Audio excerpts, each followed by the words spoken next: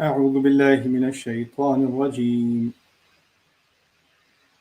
ومن أهل الكتاب من إن تأمنه بقنطار يؤده إليك ومنهم من إن تأمنه بدينار لا يؤده إليك إلا ما دمت عليه قائما ذلك بأنهم قالوا ليس علينا في الأميين سبيل ويقولون على الله الكذب وهم يعلمون رب اشرح لي صدري ويسر لي أمري واحلل عقدة من لساني يفقهوا قولي الحمد لله والصلاة والسلام على رسول الله وعلى آله وصحبه أجمعين أما بعد Assalamu alaikum wa rahmatullahi ta'ala wa barakatuh, everybody. So today, as I was reading, there are a bunch of things that caught my eye, and I had to write them all out. But at least one that I want to share with you today is the 75th ayah of Surah Al-Imran. At the surface, it's talking about us not judging people of the Jewish and Christian backgrounds with broad strokes. So to have a more nuanced view of how to judge people that are not from the same faith as we are. So let me just read the translation off to you first. وَمِنْ أَهْلِ الْكِتَابِ مَنْ إِنْ تَأْمَنْهُ بِقِنْطَارٍ يُؤَدِّهِ إِلَيْكَ. And among the people of the book, there are some people that if you were to entrust them with piles of wealth, so in our estimation, if you were to entrust them with the keys to your house, with your car, with your bank account, with all of your savings, with millions, if thousands or millions or whatever, if you entrust them with everything, then they would return it back to you. They can be trusted like that. وَمِنْهُمْ مَنْ إِنْ تَأْمَنْهُ بِدِينَارٍ لَا يُؤَدِّهِ إِلَيْكَ. And among them, there are also those that if you were to entrust them with a single dollar, a single dinar, a single rupee, a single whatever currency, the dinar is a representative of currency here. So if you were to give them a penny, you wouldn't be able to trust them with it.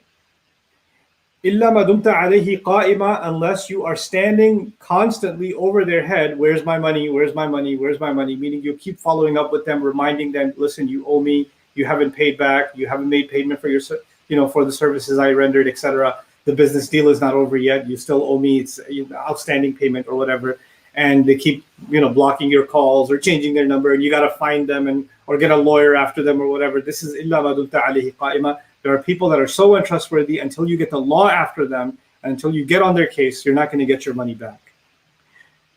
ذَلِكَ بِأَنَّهُمْ قَالُوا لَيْسَ عَلَيْنَا فِي الْأُمِّيِّينَ سَبِيلًا. And that attitude they have of not paying you back or not being trustworthy even with a little bit of money is because they have this view, they say to themselves, and they hold the view, لَيْسَ عَلَيْنَا فِي الْأُمِّيِّينَ سَبِيلٌ, that when it comes to the unlettered, meaning it comes to these lowly people that are not elite like us, they're the Gentiles, or they are the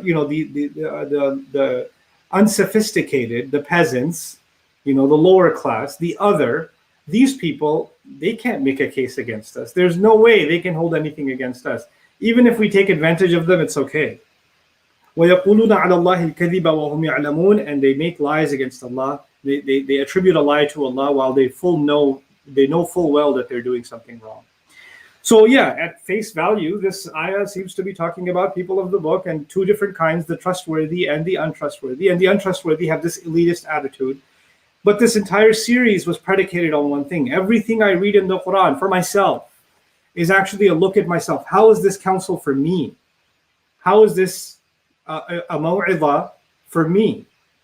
And how is this shifa? How is this healing for me? That's the premise with which I'm reading the Quran. And I want you to learn to read the Quran for yourselves like that. So a principle when it comes to speaking about people that came in the past or other nations, when Allah comments on them or critiques them, first of all, He's their master. He has a right to critique them and us. One principle that we should keep in mind is نَزَلَتْ فِيهِمْ عِبْرَةً لَنَا.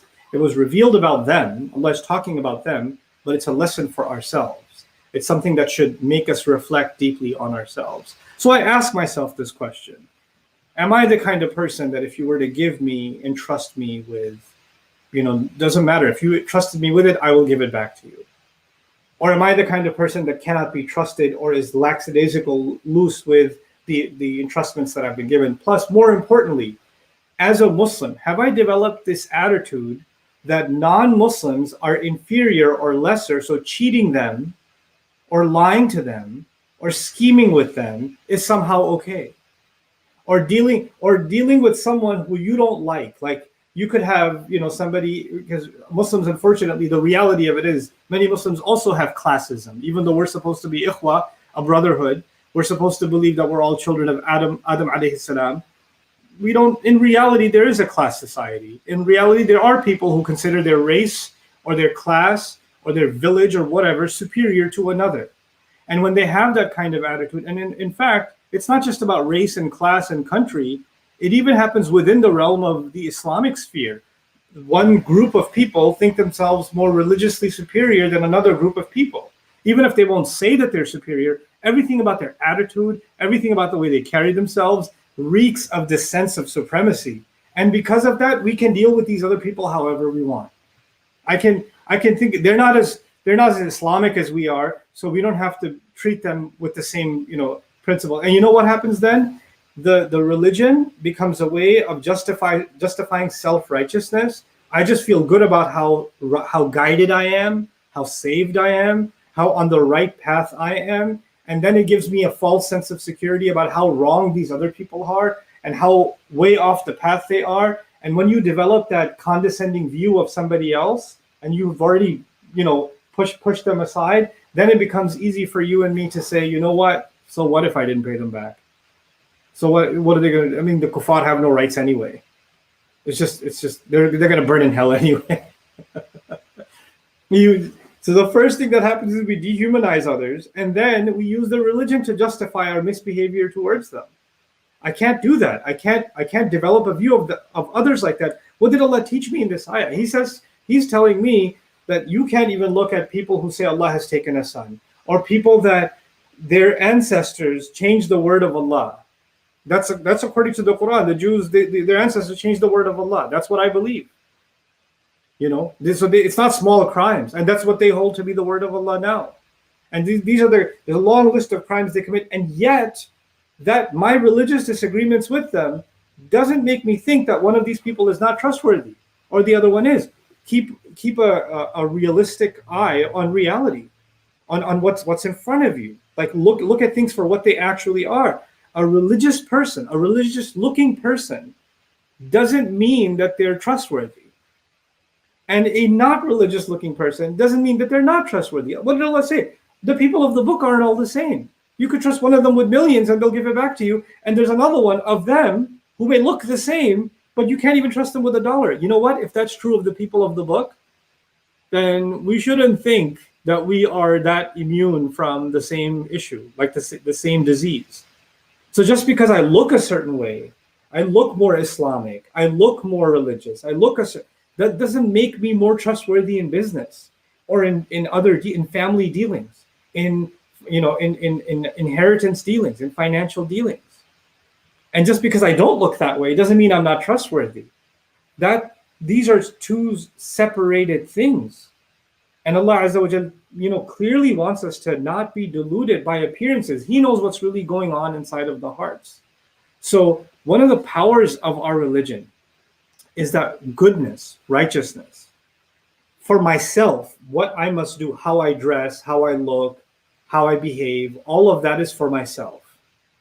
But when someone is not looking the way that Islam wants them to look, for example, right? When someone doesn't have the appearance of a good Muslim, or in fact, someone doesn't even have the appearance of a Muslim. They look Christian, they look Jewish, they look whatever else. They don't even have the appearance. Appearances become irrelevant when it comes to my judgment of character. I can comment for myself on what I can understand for myself what is halal and what is haram and what is wajib and what's mandatory, what's not mandatory. All of that doesn't go away. All of those judgments are constant.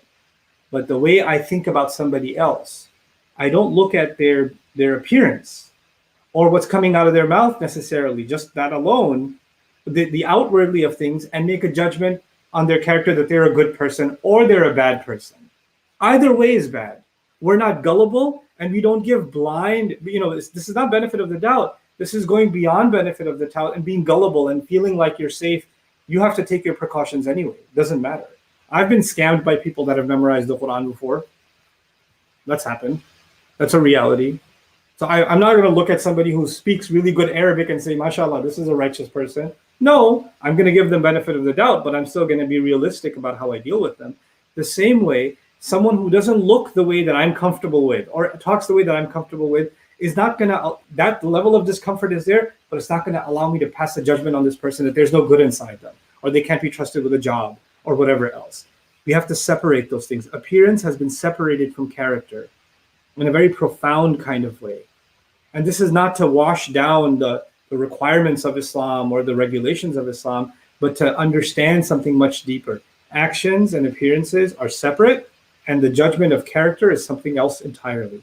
And we have to be realistic and not gullible on the one end, and not overly judgmental on the other either. Allah Azza wa Jalla protect myself and you from becoming that way, because what that leads to is actually us becoming the source of evil. We become the ones that are self-righteous. We're the ones that wrong others and say, what's the big deal? They're the ones that are wrong. We only see wrong in others, we don't see it in ourselves, which is what happened with these people. لَيْسَ عَلَيْنَا فِي الْأُمِّيِّينَ سَبِيلٌ. And then they become comfortable even making lies against Allah while they full know. May Allah not make us from those kinds of people. Barakallahu li wa lakum. Assalamu alaikum wa rahmatullahi ta'ala wa barakatuh.